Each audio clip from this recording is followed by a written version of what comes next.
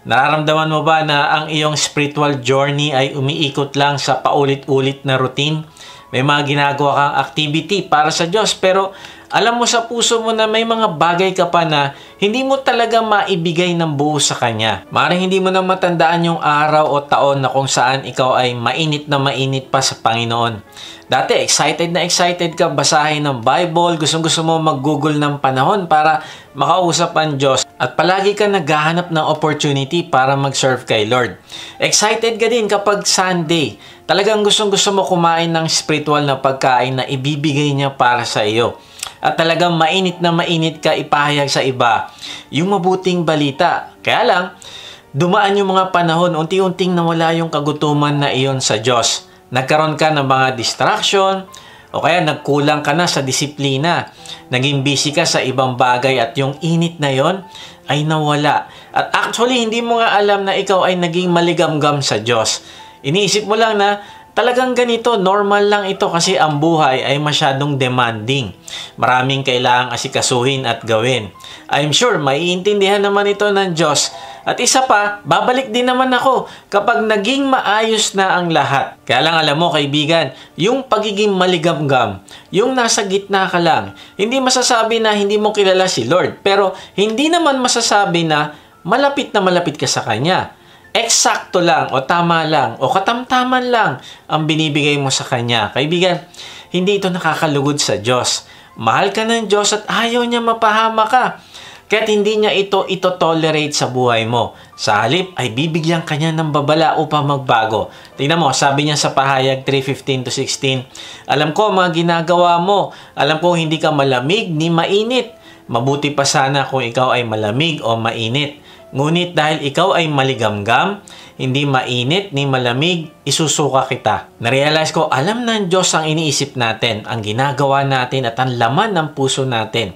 Wala tayong maitatago sa Kanya. Maring sa panlabas, iniisip mo, nakakalugod sa Diyos ang ginagawa ko, pero alam niya ang ating motibo.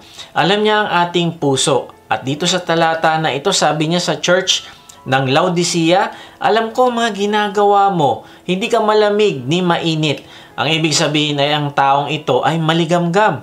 Mamaya ipapaliwanag ko kung anong ibig sabihin nito, pero tandaan muna natin ang salitang maligamgam. Ang pagiging maligamgam ay pagsasabi mo na okay naman ang relasyon ko sa Diyos, pero sa totoo lang ay hindi ito makikita sa buhay mo at hindi ito gusto ng Diyos. Ang sabi niya, isusuka kita. Alam mo, na-realize ko, nakakatakot na isipin natin na okay tayo, wala tayong problema, okay ang relasyon natin sa Diyos. Kasi umaatin pa rin naman tayo ng church. Nagbibigay pa nga tayo sa church. Kaya lang, hindi mo napapansin na ang binibigay mo sa Diyos ay yung eksakto lang. Tama lang na hindi masabi na ikaw ay hindi Kristiyano. Walang seryosong commitment, walang sacrifices, at walang improvement sa lahat ng area ng iyong buhay para sa ikararangal niya. Eksaktong-eksakto lang. Alam mo kapag ganitong mindset at ginagawa mo, anong sabi ng Panginoong Hesus? Isusuka kita. Kaya nga ito yung pag-uusapan natin. Ang talata na ito ay hindi para takutin tayo, kundi ang talata na ito ay para i-encourage tayo ng Diyos na magbago.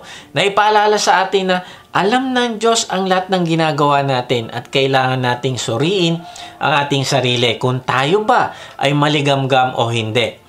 So titingnan natin, ano-ano ba ang mga signs na ang isang tao ay maligamgam sa Diyos? At titingnan din natin mamaya kung paano ba tayo magiging mainit sa Diyos. Kaibigan, kung bago ka sa channel na ito, nako, tapusin mo ang mensahe na ito dahil kung susundin mo ang mga pag-uusapan natin, ay ito magpapanumbalik ng iyong sigla sa Diyos.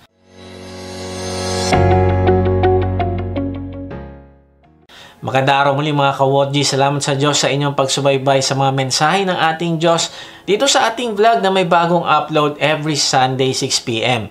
Sa mga hindi pa nakakilala sa akin, ako po si Kuya Mike. Ang calling po sa akin ng Diyos ay magbahagi ng kanyang salita sa paraang mas madaling maiintindihan ng mga manonood. Salamat din pala sa mga bagong members ng ating online discipleship group. Sa mga gusto mag-lead naman ng Bible study group, message nyo lang kami, type nyo ang salitang lead at magre-reply kami para sa link ng registration. Meron nga pala tayong live worship service sa App Live na ginaganap every Sunday 10 a.m. Pwede namin kayong ipanalangin dito pagkatapos ng service. Sa mga gustong sumamba nakasama namin, mag-type lang kayo ng worship at padadala namin kayo ng link. Kung hindi ka pa nga pala nakakasigurado sa iyong kaligtasan, hindi ka sigurado kung matapos kang mawala sa mundong ito, ay makakasama mo ang Diyos. Nako, mag-type ka ng save sa comment section at babahaginan ka namin ng mabuting balita. Okay, balik tayo sa topic. Ano-ano nga ba ang mga signs na ang isang Kristiyano o ang isang alagad ng Panginoong Hesus ay maligamgam sa Kanya? Una, lukewarm Christians follow the crowd.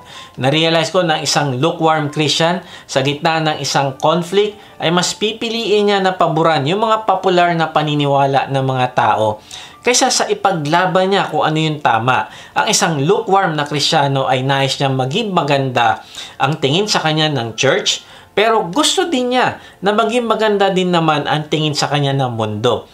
In fact, mas importante pa sa kanya kung anong tingin ng tao kaysa kung ano ang tingin ng Diyos sa kanyang buhay. Number 2, they admire radical Christians. Hangang-hanga sila sa mga radical na Kristiyano. Hangang-hanga sila sa mga maigting ang pananampalataya at gumagawa ng buong sipag sa kaharian ng Diyos. Gustong-gusto nila makarinig ng mga istorya ng mga magagaling na tagapaglingkod ng Diyos. Ang galing mo talaga, kapatid. Sana ako din kagaya mo. Kaya lang ito yung problema, humahanga lang siya, pero hindi siya kumikilos. Ang iniisip niya, para lang ito sa mga super Christian. Sa akin, hindi ito pwede. Kaibigan, ito yung normal na Kristyanismo, na kapag sinabi nating alagad tayo ng Panginoong Hesus, tayo ay magiging radical sa Kanya. Magiging extreme tayo sa Kanya. Wala kang ititira sa buhay mo kung hindi ibibigay mo sa Kanya ng buong buo. Yun yung radical. Pero yun ang normal. Number 3, ang maligamgam na Kristiyano, they're afraid to speak the truth. Halimbawa, sa isang grupo na nagkukwentuhan, ang isang maligamgam na Kristiyano ay hindi magkukwento ng patungkol sa kanyang paniniwala. Bakit? Kasi natatakot siyang ma-reject at ayaw niyang magsabi ng isang bagay na tama na magiging dahilan para lumayo sa kanya o hindi siya maging in sa grupo ng kanyang mga kaibigan. Number 4, they pick and choose their beliefs. Ang isang maligamgam na alagad ng Panginoong Hesus ay naglalagay ng kanilang sariling pakahulugan sa Biblia. Pinipili lang nila ang gusto nilang paniwala at nakakalimutan nila na meron ng meaning at intention ang Diyos sa bawat salita niya at kailangan na lang niyang i-align ng kanyang buhay para dito.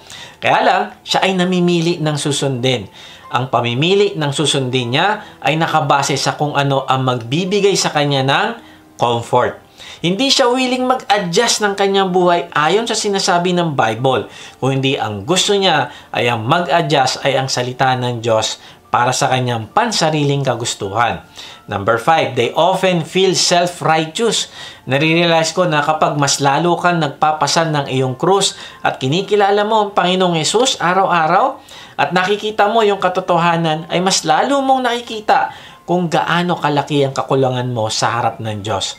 Kasi mas maraming panahon ka na nagugugol ng panahon sa Diyos, sa kanyang perfection, sa kanyang holiness, mas lalo mo nare-realize na ang dami mo palang dapat ayusin sa iyong character. At dahil dito ay mas lalo mo na-appreciate yung grace ng Diyos sa buhay mo. Pero ang isang maligamgam na alagad ng Panginoong Hesus, palagi niya iniisip na siya ay matuwid. Bakit? Kasi kinukumpara niya yung kanyang sarili sa ibang tao. Ang baba ng tingin niya sa mga taong hindi mananampalataya ng Diyos. Kaya sobrang feel niya yung satisfaction na siya ay mabuting tao na. Nasa isip niya ay, okay ako, hindi nga lang ako katulad ng mga radikal na Kristiyano dyan. Pero mas okay naman ako kaysa naman sa mga makasalanan na hindi mananampalataya ng Diyos. Number 6, they love those who love them back. Ang isa pang sign ng isang maligamgam na alagad ng Panginoong Hesus ay meron siyang limitadong kapasidad na magmahal. Nakafocus lang yung pagmamahal niya dun sa mga taong nagmamahal sa kanya. Wala siyang planong maging intentional na mahalin yung mga taong nakasakit sa kanya. Ang isang maligamgam na Kristiyano ay nagmamahal ng merong kondisyon at namimili kung sino lang yung kanyang mamahalin. Number 7, they seek minimal salvation efforts. Naniniwala siya na dahil sa umaattend siya ng church kapag linggo, kumakanta ng worship songs, umaattend ng discipleship group, o dahil lumaki siya sa isang Kristiyanong pamilya, ay naniniwala siya na siya ay secured na sa kanyang kaligtasan. Nakakalungkot kasi ang isang maligamgam na alagad ng Panginoong Hesus ay nagbibigay lang ng kanyang minimum para sa Diyos, para lang masabi na siya ay mananampalataya sa Panginoong Hesus. Kaibigan, tanungin mo ito sa sarili. Ang binibigay mo ba sa Panginoong Hesus ay minimum lang?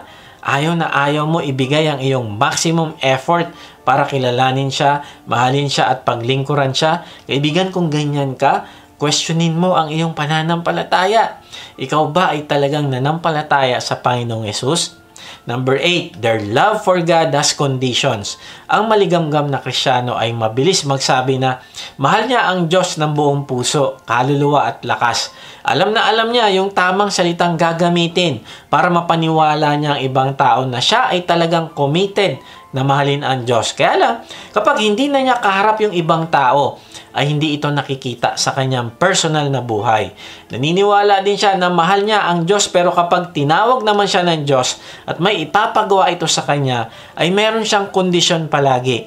Maaring sinasabi niya na busy siya, o maaring sinasabi niya na para lang yan sa mga pastor, sa mga extreme o sa mga radical na Kristiyano. Sa akin, hindi yan pwede. Palaging merong kondisyon ang kanyang pagmamahal sa Diyos. Number 9, they prefer a safe path. Natural lang naman na mag-ingat tayo sa ating sarili at nasain natin ang ating comfort. Pero ang isang maligamgam na alagad ay sobra-sobra naman ang pag-secure sa kanyang sarili na nagiging dahilan na tuloy para maging alipin siya ng kanyang takot na gawin ang pinapagawa ng Diyos sa kanya. At dahil nga nandun yung takot, ang isang maligamgam na alagad ay hindi gagawa ng hakbang na magpapakita ng pananampalataya niya sa Diyos. Kaibigan, anong kinakatakutan mo na pinapagawa sa iyo ng Diyos? Kaibigan, magsimula ka sumunod at humakbang na may pananampalataya. And number 10, they fear God's punishment more than sin. Hindi siya takot sa kanyang kasalanan, kundi takot siya sa consequence ng kanyang kasalanan. Maring natatakot siya sa parusa na matatanggap niya, pero hindi naman niya kinamumuhian yung kasalanan na ginagawa niya. Wala siyang planong magbago. Hindi siya naniniwala sa magandang plano ng Diyos sa kanyang buhay.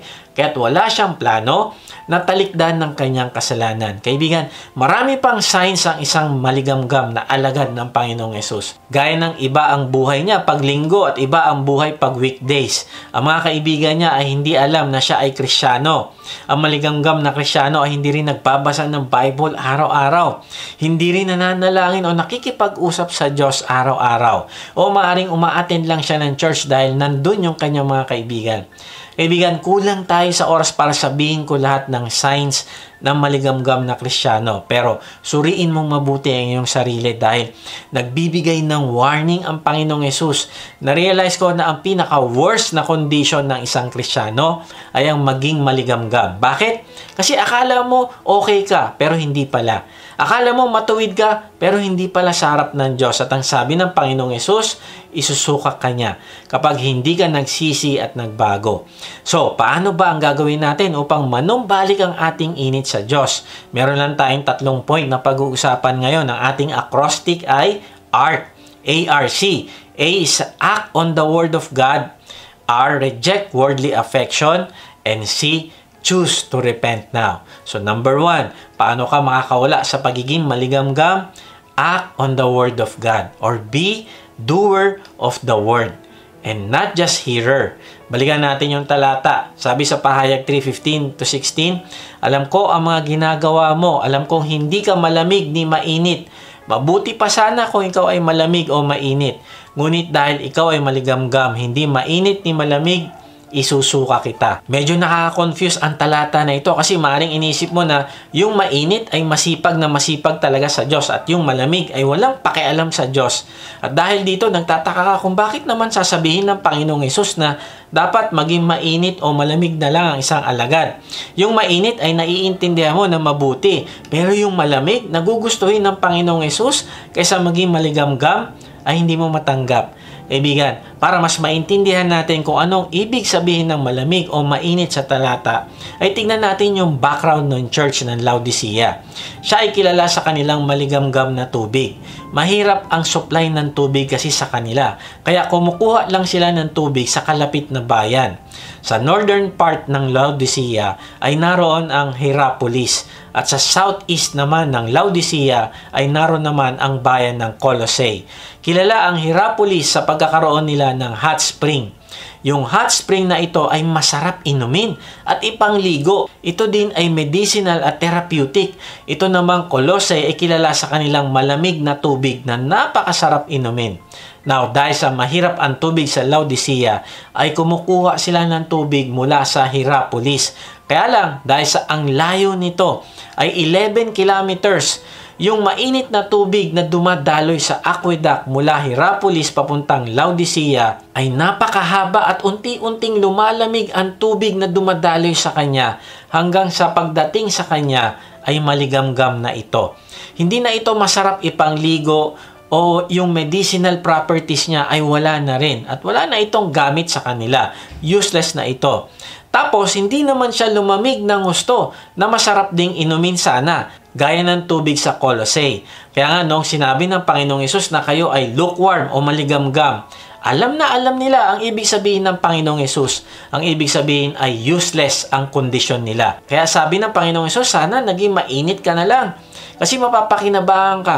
O kaya sana naging malamig ka na lang kasi magkakaroon ka ng impact sa ibang tao. Kaya lang maligamgam ka. Useless ka, kaya isusuka kita. Maaring sila ay uma-attend ng worship service, dumadalo ng Bible study, pero lahat ng naririnig nila na sinasabi ng Diyos ay pumapasok sa kanan tenga at lumalabas sa kaliwa. Hindi sila sumusunod kasi maaring inisip nila nagsisimba naman ako so okay na ako doon. Kaibigan, ang pakikinig ay kulang. Kailangan mong isabuhay o i-apply ang salita ng Diyos. Susunod ka sa Kanya. Gagawin mo yung pinapagawa niya sa iyo. Kung nakikinig ka lang at hindi ka sumusunod, ay wala kang use sa kaharian ng Diyos. Hindi ka nagbibigay ng karangalan sa Kanya. Kaya nga sabi ng Panginoong Hesus, di baling maging mainit ka na lang at maging malamig. Ibig sabihin yung malamig, hindi ito masama. Kung hindi mainit man o malamig ay parehong may pakinabang. Ang hindi pwedeng magamit ay yung nasa gitna ka. Ikaw ay maligamgam. Imagine mo, masarap inumin ng kape kapag mainit. O kaya naman pag siya ay merong yelo at malamig, pero hindi siya masarap kapag maligamgam. Hindi mo siya ma-enjoy at maaaring isuka mo pa ito kapag pinilit sa iyo na ipainom. Ganun yung picture na sinasabi ng Diyos na kailangan mong maging malamig o mainit. Pero ang hindi pwede ay ang manatili ka na maligamgam.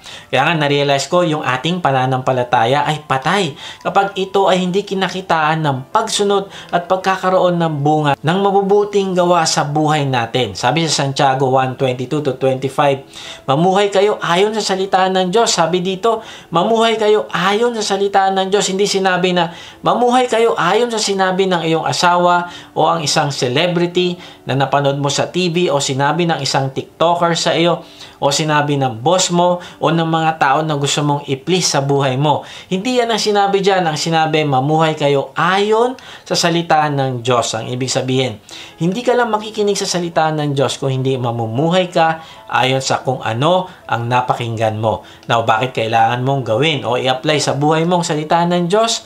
Tignan mo, sabi dyan, kung ito'y pinapakinggan lamang ninyo, ngunit hindi isinasagawa, dinadaya ninyo ang inyong sarili.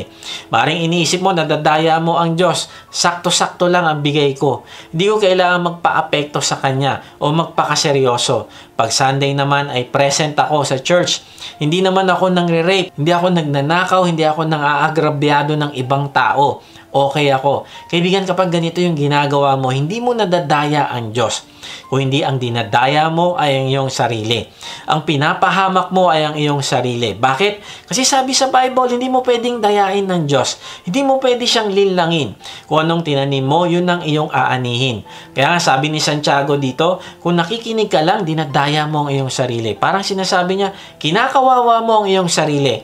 Now, bakit ka mapapahamak kung hindi mo isasabuhay ang salita ng Diyos? Tuloy natin sa verse 23, sapagkat ang nakikinig ng salita, ngunit hindi sumusunod dito, ay katulad ng isang taong tumitingin sa salamin at pagkatapos makita ang sarili ay umaalis at kinakalimutan ang kanyang anyo. Wow, ang sabi dito ay ang pakikinig ng walang kasamang pagsunod o paggawa ay pagtingin sa salamin na nakita mo meron kang dumi pero hindi mo pinansin. Umalis ka at kinalimutan mo yung nakita mo. Kaya ano nangyayari?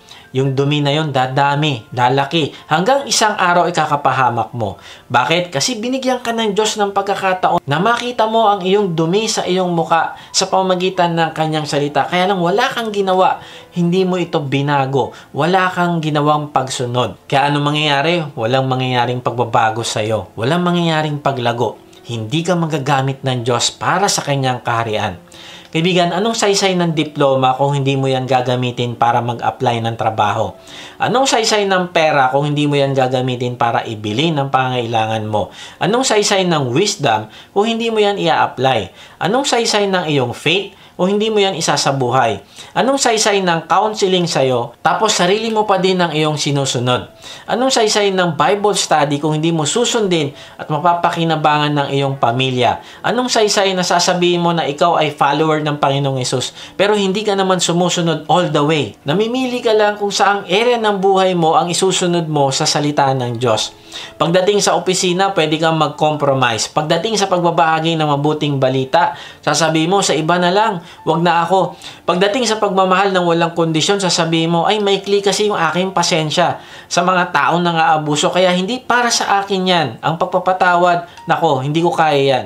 Kaibigan, useless ang salita ng Diyos sa buhay mo kung hindi mo ito susundin. At dahil hindi ka sumusunod, hindi ka rin magagamit ng Diyos sa kanyang kaharian. At kung hindi ka magagamit ng Diyos at maligamgam ka, ay anong gagawin niya? Isusuka ka niya kapag hindi ka nagbago. Kaya nga, sabi ni Santiago, be doers of the word and not hearers only.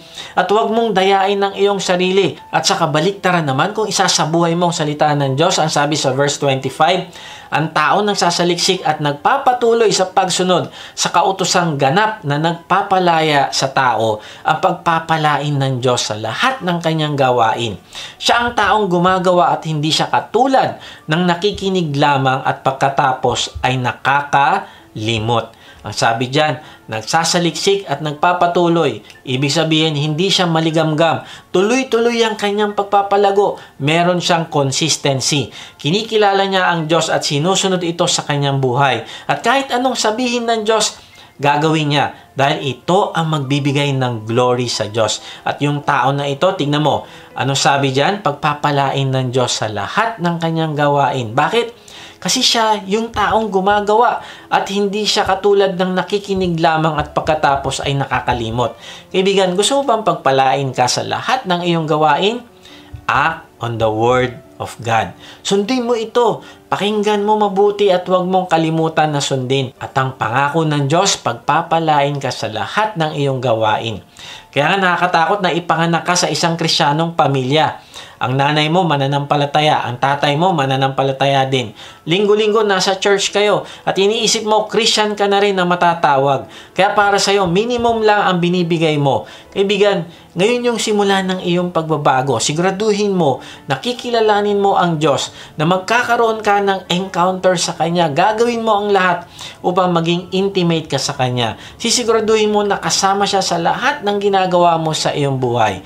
Sisiguraduhin mo na lahat ng naririnig mo ay ginagawa mo sa iyong buhay. Huwag kang makontento na makita ang ibang masisipag na Kristiyano na nagbubunga sa kaharian ng Diyos. Kung hindi, nasain mo na ikaw mismo ay kumikilos at nagagamit sa kanyang kaharian. On the Word of God.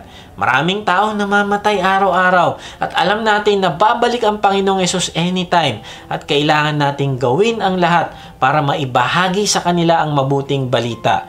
Kung ikaw ay musician, gawin mo yung best mo para sa iyong music para madala mo ang mga naliligaw sa Panginoong Hesus.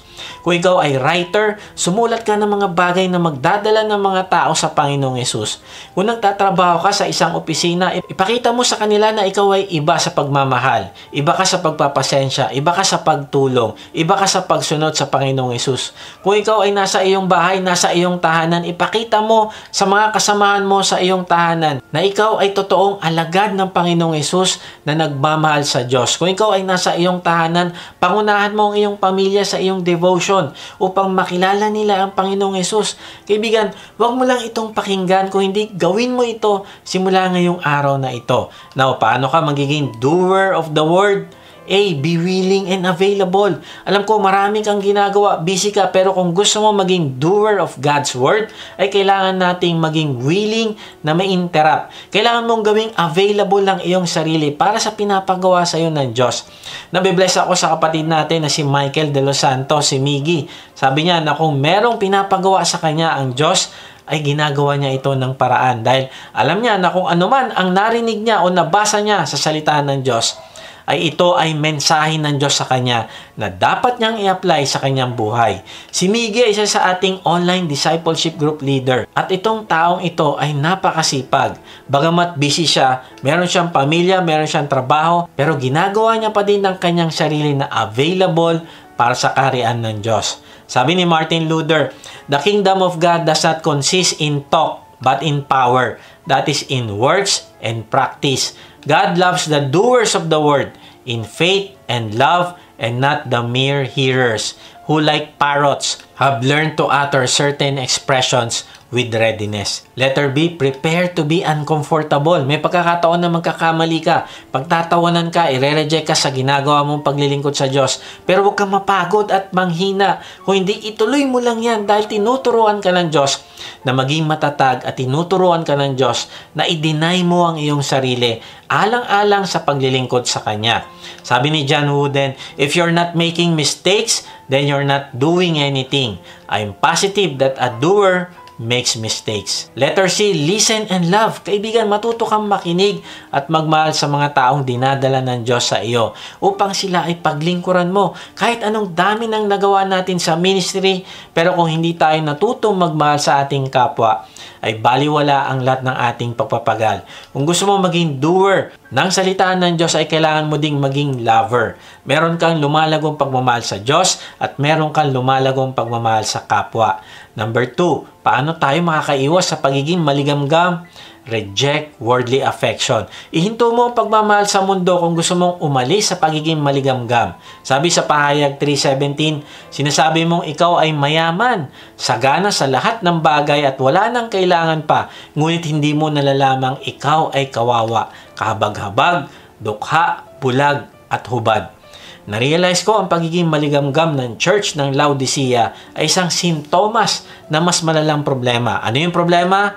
Self-reliance o pagdepende sa sarili. Ang church ng Laodicea ay nawalan ng passion sa Diyos. Kaya binalaan sila ng Panginoong Hesus. Napag-alaman ko na ang Laodicea ay mayaman na syudad. Ito ay highly commercial na syudad. Kilala ito sa kanilang maunlad na banking industry. Kilala din sila sa pagmamanufacture ng mga gandang quality ng tela. Meron din silang medical school. Meron din silang mga ointment sa mata. At narealize ko kapag namumuhay ka sa ganito kayaman na syudad, nako, parang iisipin mo na wala ka nang kailangan talaga sa buhay mo. Kaya sabi sa talata, sabi ng mga taga-Laodicea ay wala na silang kailangan pa. Kaibigan, mag-ingat ka na hindi ka mahulog sa trap ng mundo na mas mahalin mo ito kaysa sa Diyos at sa kanyang kaharian. Sabi sa Lucas 16:13, walang aliping maaring maglingkod sa dalawang Panginoon sapagkat kamumuhian niya ang isa at iibigin ng ikalawa, paglilingkuran ng tapat ang isa at hahamakin ng ikalawa. Hindi kayo maaaring maglingkod sa Diyos at sa kayamanan. Narealize ko na maraming taong nabibiktima ng maling kaisipan. Iniisip nila na kapag sila ay nagkaroon ng ginhawa o material na bagay, ay pinapaboran na ng Diyos ang kanilang pagiging maligamgam. O tingnan mo, binibless pa nga tayo ng Diyos. Lumalaki ang kumpanya, ibig sabihin ay pinapaboran ng Diyos ang status natin ngayon. Nagsisimba naman tayo, nagbibigay naman tayo ng pera sa church, so okay na tayo. Focus tayo sa business natin o sa ating career. Kaibigan, walang problema ang pagnenegosyo at trabaho. Kaya lang kung nagiging dahilan ito para hindi mo makita na hindi na ang Diyos ang sentro ng iyong buhay. At hindi na siya ang dahilan kung bakit ka nabubuhay, kung bakit ka merong pamilya, kung bakit nariyan ka sa iyong trabaho o negosyo, ay kailangan mo suriin mabuti ang iyong puso. Lord, para saan ba talaga ako nabubuhay? Ikaw ba ang nabubuhay sa aking sarili o ako? Lord, ikaw ba ang nakaupo sa trono o ako pa rin? Lord, ikaw pa rin ba ang first love ko o hindi na? Lord, ginagawa ko ba ang lahat ng aking magagawa para maging instrumento mo ako sa pagpapalaganap ng iyong kaharian? Kasi kaibigan, kung masyado ka ng relax at kampante sa iyong kalagayan at feeling mo, hindi mo kailangan ng Diyos sa iyong buhay, ay nagkakamali ka. Tingnan mo kung anong tawag ng Diyos sa mga taong ang akala nila na sila ay mayaman. Sabi sa binasa natin sa Pahayag 3:17, ikaw ay kawawa, kahabag-habag, dukha, bulag at hubad. Ang ibig sabihin ng kawawa ay ang kanilang kalagayang espiritual ay kalunos-lunos sa harap ng Diyos. Then sabi diyan, kahabag-habag, kasi hindi nila nararanasan ang presensya ng Diyos at ang kapangyarihan ng Diyos sa buhay nila. Tapos sabi pa, dukha, ibig sabihin, baliwala ang material nilang kayamanan. Dahil sa mata ng Diyos, sila ay spiritually poor. And then sabi, sila ay bulag din. Maaring nakakakita sila, nakikita nila yung mga material na bagay na meron sila. Pera, kayamanan, abilidad, kakayahan, pero hindi nila nakikita yung tunay na spiritual na pangangailangan nila. Hindi niya nakikita na ang kailangan niya ay ang Panginoong Hesus sa buhay niya. Then sabi diyan, siya ay hubad. Ang ibig sabihin, hindi niya nakikita na gusto siyang bihisan ng righteousness ng Panginoong Hesus. Ang alam lang niya ay magiging mabuti siya sa paningin ng Diyos kung gagawa siya ng mga good works sa kanyang buhay. Kaya nga dahil ang maligamgam na tao ay kawawa, kahabag-habag, dukha, bulag at hubad sa paningin ng Diyos, ay hindi niya magagawang magpatotoo ng kabutihan ng Diyos sa ibang tao. Kasi ang nakikita niya yung kanyang sarili lamang. Iniisip niya na siya ay magaling at walang kailangan na kahit ano. Kaibigan, kung ikaw ito, kailangan mong magbago at magsisi. Huwag mo antayin na dumating yung panahon na kung saan ay susuka ka ng Diyos. Kaibigan, tanda mo ito. Kailangan ng Panginoong Hesus ng mga alagad na hindi nabibili ng pera. Kailangan niya ng alagad na hindi nabibili ang salita, commitment at loyalty. Kailangan niya ng alagad na mas pinapahalaga ng kanyang karakter kaysa sa pagkita ng pera. Kailangan ng Panginoong Hesus ng alagad ng doer at hindi ng hearer. Kailangan ng Panginoong Hesus ng alagad na handa makipagsapalaran. Masunod lang ang Diyos. Kailangan ng Panginoong Hesus ng alagad na hindi aayon sa gusto ng mga taong nakapaligid sa Kanya. Kailangan ng Panginoong Hesus ng mga taong honest sa maliit na bagay at sa malalaking bagay. Kailangan ng Panginoong Hesus ng alagad na hindi magko-compromise at gagawin yung mali.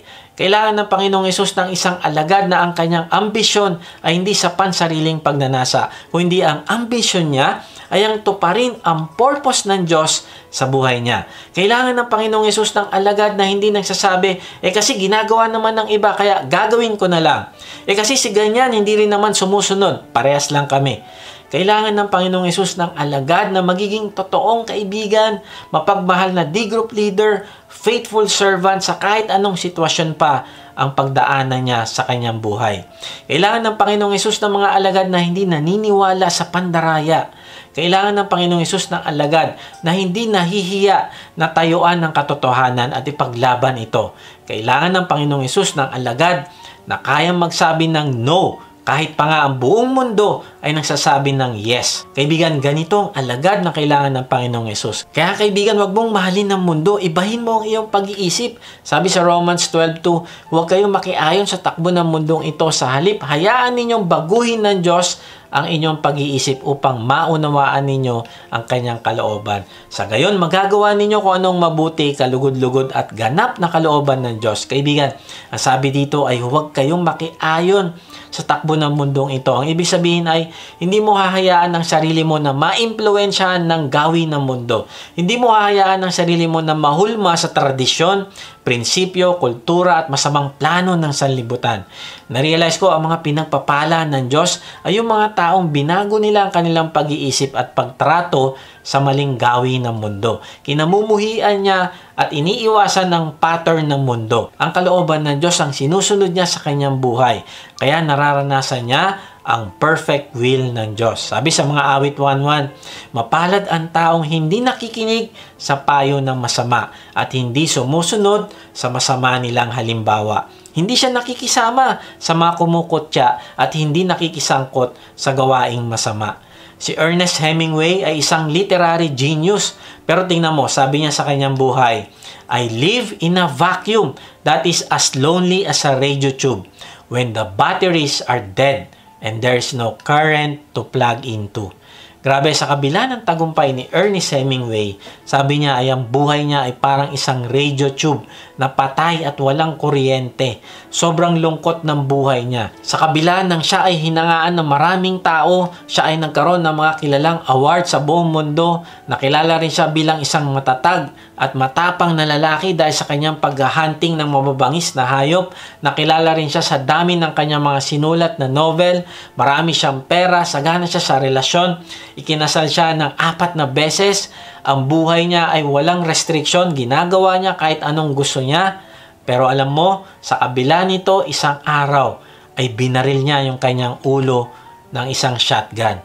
Alam mo, si Hemingway ay lumaki sa isang Kristiyanong pamilya. Ang kanyang lolo ay missionary. Ang kanya namang tatay ay devoted Christian. At kaibigan nito si D.L. Moody. Mahigpit din ang disiplina ng kanyang mga magulang sa kanila. At nung kanyang kabataan, siya ay naging aktibo sa church. Kaya lang, nung dumating yung World War I, ay nawala yung passion ni Hemingway sa Panginoon. At dito siya nagsimulang mag-compromise sa kanyang buhay. Narealize ko na ang buhay ng isang alagad ng Panginoong Hesus ay dapat tuloy-tuloy na pagsulungat sa agos ng mundo. Hindi ka magre-relax. At kapag hindi mo ito ginagawa, ay madadala ka ng karangyaan ng mundo at mapapahamak ka. Sa kabaligtaran naman, tignan natin si Jonathan Edwards. Si Jonathan Edwards ay kilala bilang isang magaling na preacher noong 18th century. Nung 17 years old siya, meron siyang sinulat na 21 resolutions na kung saan doon niya ibabase ang kanyang buhay. Simula noon ay nagdagdag pa siya sa kanyang resolution hanggang sa kanyang kamatayan.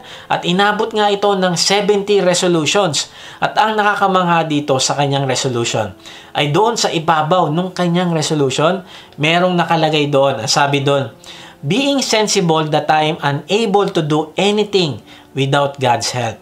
I do humbly entreat Him by His grace to enable me to keep these resolutions.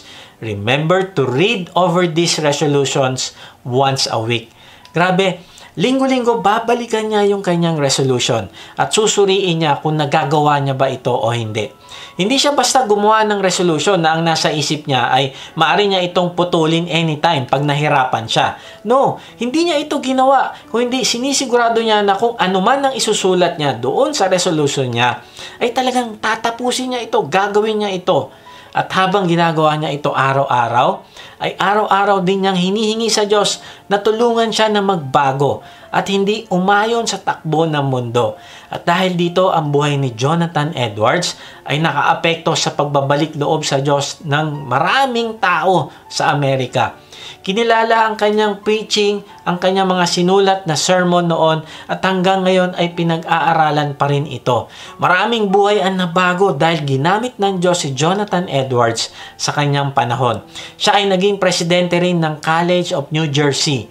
Yung kanyang karunungan ay kinilala rin sa larangan ng filosofiya and metaphysics. Sobrang lawak ng legacy na iniwan ni Jonathan Edwards pagdating sa theology, history at American literature. Isa siya sa kinikilalang pinaka-importanting alagad ng Diyos sa American history. Now, bakit siya pinagpala ng ganito?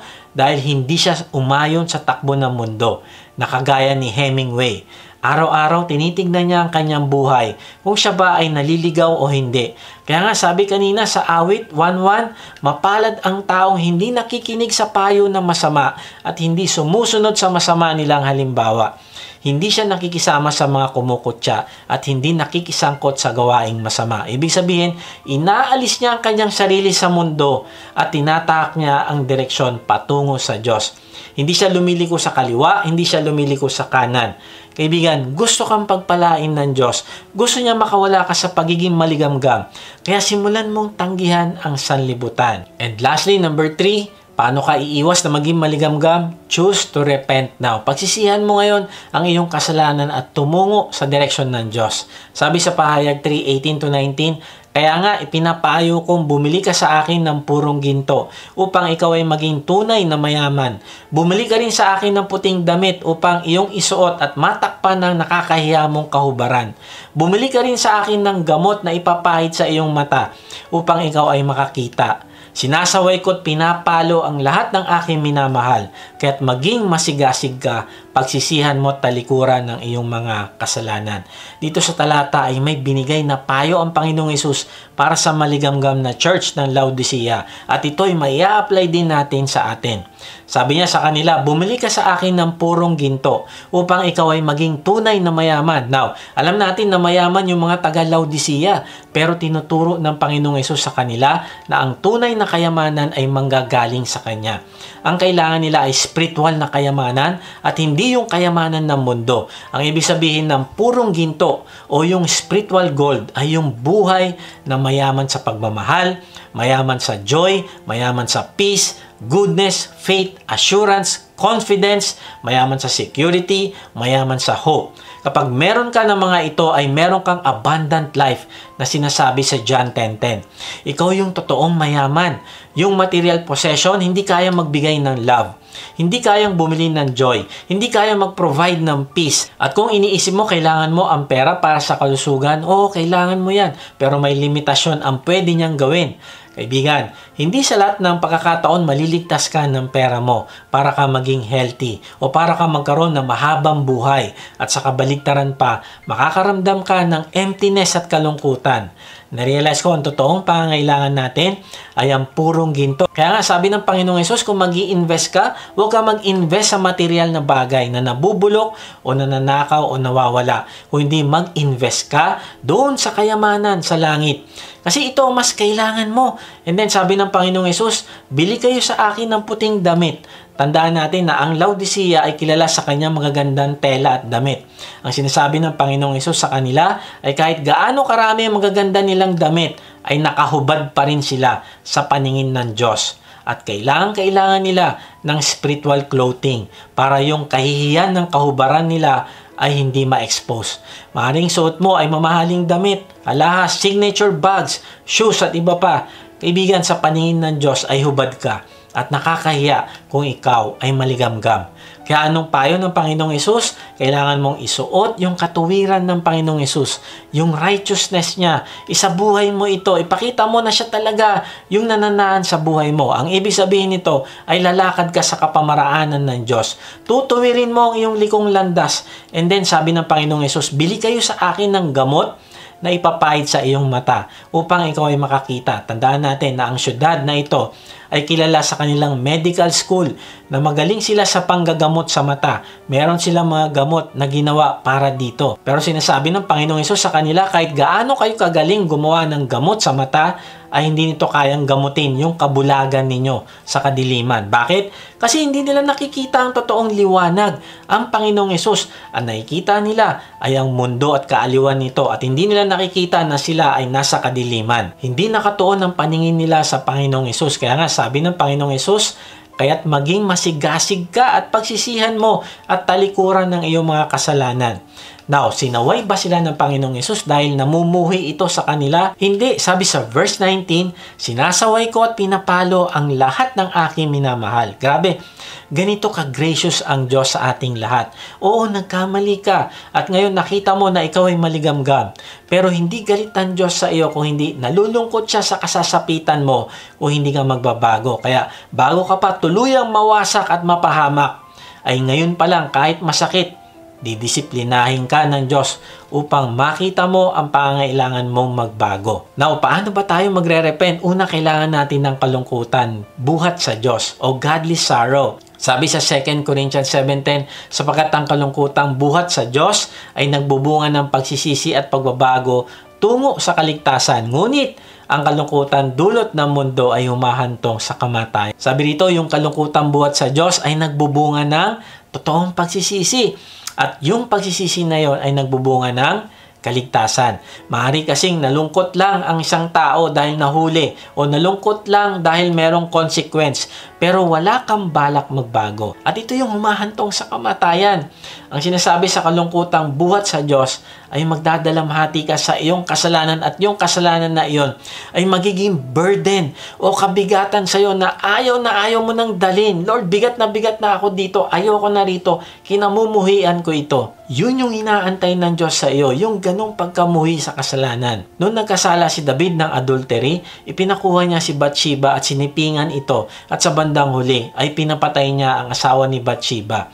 At dahil dito, pinadala ng Diyos ang propetang si Nathan para kausapin si David.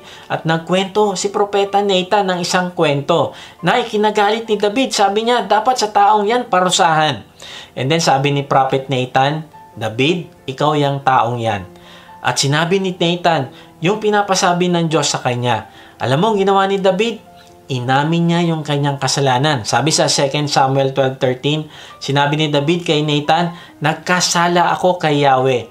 Hindi sinabi ni David na natokso lang ako kasi si Bathsheba nandun sa labas. Nagpakita sa akin eh. Hindi ko kasalanan, tao lang ako.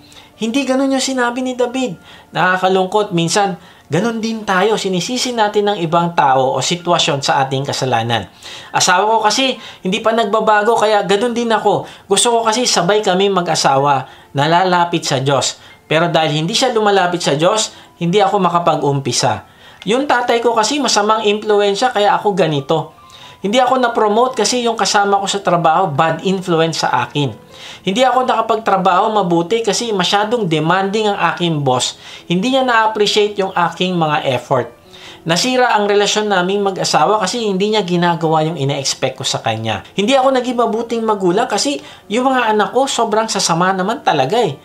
Naubos ang pera ko kasi itong mga kaibigan ko pinipressure ako bumili ng mga bagay na hindi ko naman kailangan. Marami akong utang kasi hindi ako tinuruan ng aking tatay kung paano humawak ng pera. Hirap akong mag-diet kasi yung genetics ko eh, kaya hindi ko matiis na hindi kumain ng kumain. Bumagsak ako sa exam kasi yung teacher ayaw sa akin eh.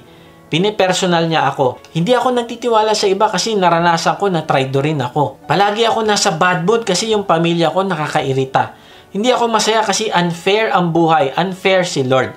Kaibigan, si David hindi nangatwiran. Ang sabi niya, nagkasala ako. Kaibigan, kailangan mo matuto mag-assume ng responsibility at matutong aminin ang iyong pagkukulang. Kaya nga, tingnan mo si David, sabi niya sa awit 51:10-11, isang pusong tapat sa akin likhain. Bigyan mo, O Diyos, ng bagong damdamin. Sa iyong harapay, huwag akong alisin. Iyong banal na espiritu'y paghariin. Sabi ni David, Lord, bigyan mo ako ng bagong puso, yung matapat na puso. Tulungan mo ako magbago at hayaan mo na maghari sa akin ang iyong banal na espiritu. Ikaw po yung masunod sa aking buhay. Kaibigan, ganun yung sinasabi na kalungkutang buhat sa Diyos. At pagkatapos nito ay pahayag mo sa Diyos ang iyong kasalanan. Sabi sa 1:19, subalit kung pinapahayag natin ang ating mga kasalanan, patatawarin tayo ng Diyos sa mga ito at lilinisin tayo sa lahat ng ating kasalanan sapagkat siya'y tapat at matuwid. Kaibigan, ipahayag mo sa Diyos ang iyong kasalanan. Aminin mo sa Kanya. Sabihin mo, Lord, mali po itong ginawa ko na ito. Patawarin niyo po ako. At tignan mo, ano yung gagawin niya? Sabi sa talata, lilinisin tayo sa lahat ng ating kasalanan sapagkat siya'y tapat at matuwid. Kaibigan ko, ikaw ay nagpakumbaba sa harap ng Diyos, ay lilinisin ka niya at patatawarin. Hindi mo kailangan mag-pretend na mabuti kang tao. Ang kailangan mo ay aminin ang iyong kasalanan sa Diyos. Bumangon at magsimula ulit. Sabi ni C.S. Lewis, a Christian is not one who never goes wrong, but one who is enabled to repent and begin over again after each stumble because of the inner working of Christ. Matapos mo itong gawin, kaibigan, turn o lumiko ka na papunta sa Diyos. Ito yung totoong pagsisisi. Hindi mo lang titigilan yung ginawa mong kasalanan kung hindi tutungo ka na sa direksyon ng Diyos at papalitan mo ng kabutihan ang dating ginagawa mo na kalikuan. Ang repentance ay pagpili mo na gawin yung kapamaraanan ng Diyos kaysa sa kapamaraanan ng iyong laman. Pakinggan natin ang testimony ng isa nating kapatid na naging maligamgam noon sa Diyos pero ngayon siya ay nagbalik loob sa Panginoon. Noong panahong nalamig ako sa Panginoon, ako po'y nawalan ng direksyon ng buhay. Happy go lucky, walang panahong kausapin siya. pasalamatan siya. Kasi nadaig ako ng layo ng laman. Hanggang sa isang araw na tinapik ako ng Panginoon sa relasyon ko sa Kanya. Na ang naapektuhan ay ang communication at relasyon ko sa aking asawa na nalamig at nawala ng pagmamahal sa akin. At tatanong ko sa sarili ko, ba't nagkaganito? At na-realize ko na nawala ako sa track ng Panginoong Diyos. At isang araw, habang nanonood ako ng paborito kong cartoons na Naruto, bigla akong na-search ang Christian Fellowship. At nakita ko ang vlog ni Brother Mike Pineda sa YouTube. At pinanood ko ito. Ako'y biglang naluha sa message niya na para bang ako ang kinakausap ng Panginoon noong oras na yun. At nag-message ako sa vlog ni Brother Mike nang join at accept. At tinanggap nila ako sa WOTG family. Mula noon, nanumbalik ang pag-ibig ko sa Panginoon na magpatuloy sa paglingkod at pagsunod sa Kanya. Kahit anumang bagyo sa buhay ang kaharapin ko, alam ko nakasama ko ang Panginoon lagi sa buhay ko, na lagi niya akong binibigyan ng second chance, bagong pag-asa, bagong pag-ibig, na niyakap niya ako. Muli, binigyan niya ako ng peace of mind na siya lang ang pwede kong sandigan, pwede kong lapitan. Sa ngayon po ay active po ako bilang volunteer ng WOTG at dumadalo sa iba pang ministry at naging D-group leader na rin po ako. Palagian na kaming nag-uusap ng Panginoon. Sa naman ako naroon, trabaho man o sa bahay, kinakausap ko siya. Lagi sa aking panalangin na siya lagi ang mag-drive ng buhay ko at magtuwid kung ako may nagkakamali, na gusto ko na siya na ang mag-control ng buhay ko at siya na ang maging kalakasan at katatagan ko. Kaya po mga kapatid, salamat po sa Panginoon. All glory to God. Amen. Salamat sa iyo, Brother Troy. Ako'y naniniwala na ikaw ay totoong nagsisi at tumalikod sa iyong kamalian. At dahil dito ay looking forward ako sa gagawing pagkilos ng Diyos sa iyong buhay. Hindi ko alam kung kailan o paano niya gagawin yung pagkilos niya, pero naniniwala ako na mararanasan mo yung abundant life na sinasabi ng Diyos. Sabi ni W.M. Taylor, true repentance hates the sin and not merely the penalty. And it hates the sin most of all because it has discovered and felt God's love. Kaibigan, na-realize ko na kahit gaano kalayo yung pinuntahan mo, palayo sa Diyos, ay kaya kanyang abutin. In fact, ngayon ay kinakausap ka niya. Kung sa tingin mo, ikaw ay naging maligamgam sa Diyos, pagkakataon mo na ito upang i-recommit mo ang iyong buhay sa Kanya. Kung sa tingin mo naman, kaibigan, na ikaw yung kailangan magsuko ng buhay sa Kanya, ay huwag kang mag-atubili. Ngayon na ang panahon. Sabi ng Panginoong Hesus sa church ng Laodicea, ay pagsisihan nila ang kanilang kasalanan at talikuran. And then, tingnan mo, yung susunod na verse, anong sinabi niya sa kanila? Tingnan mo, nakatayo ako at kumakatok sa pintuan. Kung diringgin nino man ang aking tinig at bubuksan ng pinto, papasok ako at kakain akong kasalo niya. Kaibigan, hindi ka gustong isukan ng Diyos. At sa kabaligtaran, andyan siya lagi na nag-aantay sa iyo at kumakatok. Gusto niyang buksan mo ang iyong puso at papasukin mo siya. Gusto niyang kumain, kasalo ka. Gusto kanyang makasama sa kanyang kaharian. Gusto niyang magkaroon ng nagmamahalang relasyon sa iyo. Gusto niyang maging close sa iyo. Grabe, mahal na mahal ka ng Diyos, kaya't ibinigay niya ang kanyang anak, ang Panginoong Hesus, upang mamatay sa krus at bayaran ang lahat ng kasalanan mo at kasalanan ko at kasalanan nating lahat, upang kung ikaw ay mananampalataya sa Kanya, sa Panginoong Hesus, ay hindi ka mapapahamak kundi magkakaroon ka ng buhay na walang hanggan. Kaibigan, kung ito yung nais ng puso mo, kahit nasaan ka ngayon, ay ipahayag mong iyong pananampalataya sa Panginoong Hesus, na siya ang nagbayad ng lahat ng kasalanan mo, namatay, nilibing at nabuhay na muli upang patunayan sa iyo na kung mananampalataya ka sa Kanya ay mabubuhay ka ding muli at makakasama mo siya ng walang hanggan sa langit. Kung gusto mong isuko ang buhay mo sa Kanya ngayon at kung gusto mo ding i-recommit ang buhay mo sa Panginoong Hesus, ay panalangin mo ito sa Kanya. Sabihin mo, Panginoong Hesus, inaamin ko po na ako po ay makasalanan. Patawarin niyo po ako. Napalayo po ako sa inyo. Nananampalataya po ako na ikaw ang nagbayad ng aking kasalanan sa krus. Kaya't ngayon po ay binubuksan ko na ang aking puso. Pumasok ka sa akin at manahan. Ikaw na po ang manguna sa aking buhay. Tinatanggap kita bilang aking Panginoon na tagapagligtas. Simula ngayon, tatalikdan ko na ang aking kasalanan. Gamitin niyo po ako sa inyong kaharian. Ayoko pong maging maligamgam na Kristyano, kung hindi gusto kong maging kagamit-gamit sa inyo para sa ikararangal ng inyong pangalan sa buhay ko. Amen. Kung sumabay ka sa panalangin natin, bilang pananampalataya pagtanggap mo sa Panginoong Yesus, ay mag-iwan ka sa comment section na salitang accept para makilala ka namin at masama sa aming panalangin para sa iyong paglagong spiritual. Kung na-bless ka naman sa message na ito, inaanya kita mag-subscribe sa aking YouTube channel upang ma-notify ka pag may bago na kaming video. Ibahagi mo din ang mensahe na ito sa iba ng mga nanghihina, nangangamba sa buhay at nasa kapigatian upang ma-encourage sila na lumapit sa Diyos na nagmamahal sa atin.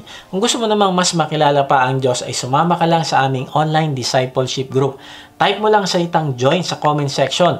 Kung napapanood mo naman ito sa Facebook, ay click mo lang yung send message at type mo doon na salitang join at may magre-reply sa iyo para sa link ng registration form. Salamat nga pala sa mga nagsusupport sa ating ministry at kung gusto mo maging partner sa ministry na ito na magamit ka ng Diyos sa pagpapalaganap pa ng kanyang salita at pagtulong sa mga nangangailangan, ay inaanyahan kita mag-support financially sa ating gawain. Meron tayong link ng give page sa baba ng description. Pag hindi nyo nakita ang link, ay mag-type lang kayo ng partner sa comment section at papadala namin kayo ng link. Sa ating pagtatapos, ay iiwan ko ito sa iyo. Sabi ng Panginoong Yesus sa susunod na verse sa Pahayag 3:21-22, ang magtatagumpay ay bibigyan ko ng karapatang umupo na katabi ko sa aking trono. Tulad ko na nagtagumpay at nakaupo ngayong katabi ng aking Ama sa kanyang trono. Ang lahat ng may pandinig ay makinig sa sinasabi ng Espiritu sa mga iglesia. Wow, grabe. Ang ibig sabihin, kahit gaano pa kalalim yung naging kasalanan mo dati, kahit pa gaano katagal kang naging maligamgam sa Diyos, pero kung magsisisi ka, you will act on His Word. Isasabuhay mo ang lahat ng sinasabi niya sa iyo. Magiging kagamit-gamit ka sa Kanya, then you will reject worldly affection. Titigilan mo ang pagsang-ayon mo sa sanlibutan, and then you will choose to repent now. Tatalikuran mo ang iyong kasalanan. Tignan mo, ang pangako ng Panginoong Yesus sa iyo, sabi niya, sa magtatagumpay ay bibigay niya ang karapatang umupo, nakatabi niya sa kanyang trono. Grabe, balang araw ay tatatag ng Panginoong Yesus ang kanyang kaharian sa kanyang pagbabalik. At kung ikaw ay magtatagumpay, ang sabi niya, uupo ka katabi niya sa kanyang trono. Kasama ka sa kanyang administrasyon. Isa ka sa mga mamamahala at mamumuno sa kanyang kaharian. Kaibigan, ang abundant life ay hindi lang dito sa lupa, kung hindi hanggang sa susunod na buhay kasama ang Panginoong Yesus. Kaya nga, pag sumikapan mo na huwag kang liliko sa kaliwa o sa kanan upang hindi ka maging maligamgam na alagad ng Panginoong Yesus. Kung kasama mo naman ang iyong pamilya, ay sama-sama kayo mag-reflect sa mga katanungan na makikita nyo sa inyong screen. God bless.